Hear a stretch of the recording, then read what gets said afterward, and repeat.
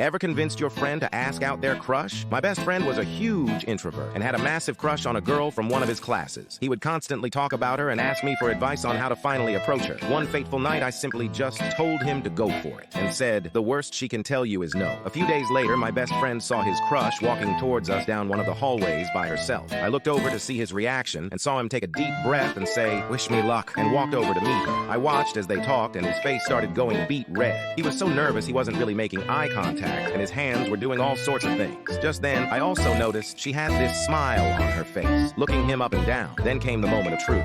I watched as he pulled his phone out and handed it to her. She took it and then gave it back, rubbed his hand, and as she walked off, I could hear her giggling. He walked back to me with a swagger I'd never seen in him before. I got her number! I felt so proud. And the best part is, 8 years and 3 kids later, they're still going strong. I was the best man at